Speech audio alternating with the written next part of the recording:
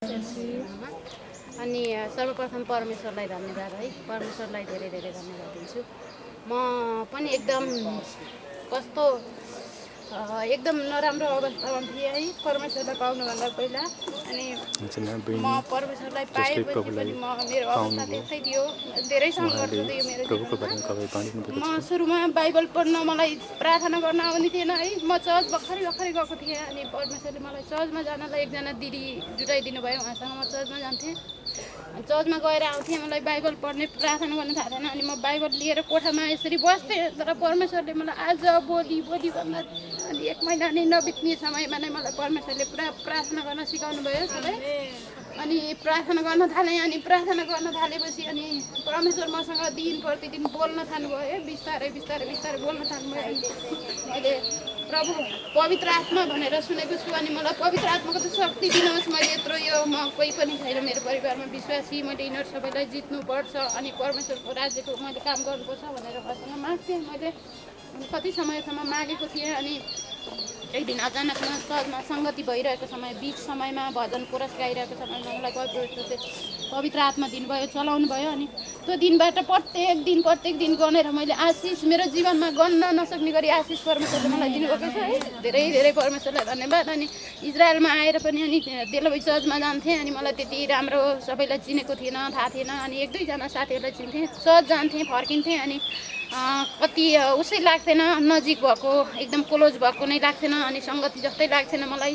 म चर्च त जान्छु प्रभु, अनि मेरो नजिकको साथी कोही छैन भनेर म एकदम दुखित हुन्थेँ है। अनि एकजना मसँग दुर्गा सुब्बा भन्ने बहिनी भेट्नु भयो। अनि उहाँले भन्नुभयो आस्केलोनमा सङ्गति हुन्छ दिदी, हामीले भनेर सङ्गति गर्छौँ भन्नुभयो। अनि म तेलबीबाट चर्च छोडेर म आस्केलोन गएँ। आस्केलोन गएपछि अझ आशिषित भएँ। मैले परमेश्वरले धेरै धेरै आशिष दिनुभयो। अनि परमेश्वरको वचन सुनाउन सक्ने, उहाँको काम गर्न हरेक कुरामा सहायता गर्नुभयो। अनि त्योपछि म कम्प्युटर किन्नु हुँदैन, कम्प्युटरले मान्छेलाई बिगार्छ यस्तो उस्तो भनेर त्यो सोचाइहरूमा लाग्थेँ। बाइबल पढ्थेँ, प्रार्थना गर्थेँ। जतिसुकै बेला मसँग बाइबल भजन हुन्थ्यो, बाहिर त्यसरी हिँड्थेँ म। अनि एक दिन मलाई अब त्यो काम छोड्ने अवस्थामा नै म थिइनँ है। 3 वर्ष पुगेको थियो। अनि काम पनि फ्यामिलीले एकदम मन पराउँथ्यो, यसले प्रार्थना गर्छ, परमेश्वरसँग डराउँछ भनेर काम गाह्रो थियो।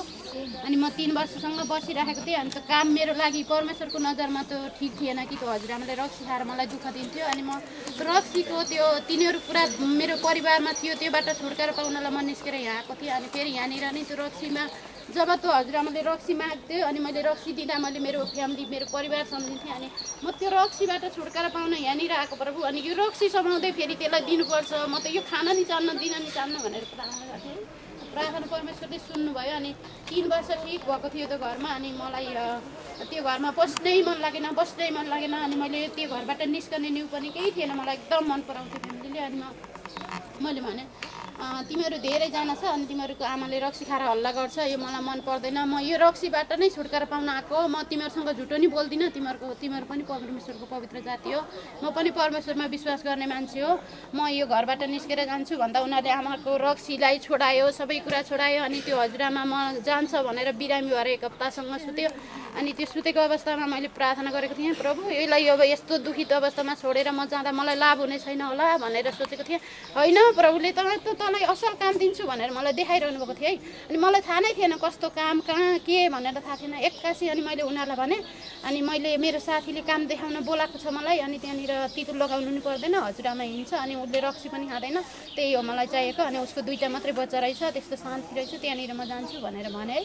अनि तिनीहरू त्यसो भनेपछि अनि उनीहरूले हुन्छ त जान त जा, तर 1 महिनासम्म तिनीहरूकोमा बस, हाम्रोभन्दा राम्रो भएन भने हाम्रोमा फर्केर आइज, तेरो लागि हाम्रो लागि सबै ढोका खुल्ला छ भनेर पठायो है।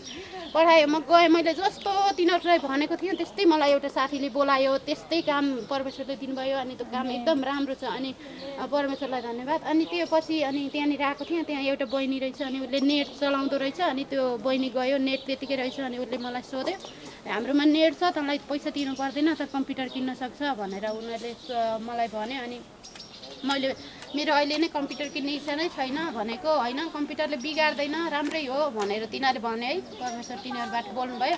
अनि म जब कम्प्युटर किनेको थिएँ, अनि मसँग एकजना पवित्र खडा पढेल भन्ने बहिनी साथी हुनुहुन्छ। अनि उहाँले म स्काइपमा सङ्गति गर्छु भन्नुभयो।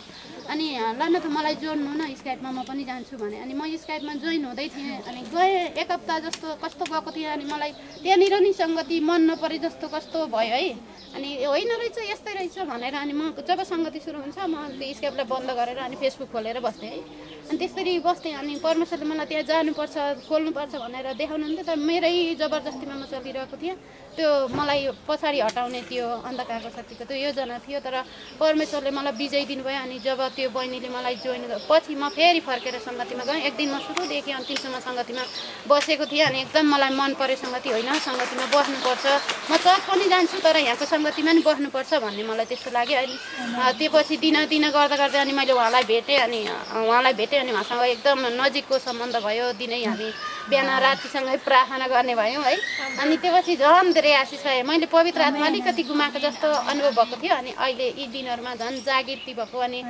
त्यस्तो अनुभवहरू भएको छ परमेश्वरलाई धेरै धन्यवाद अनि परमेश्वरले धेरै धेरै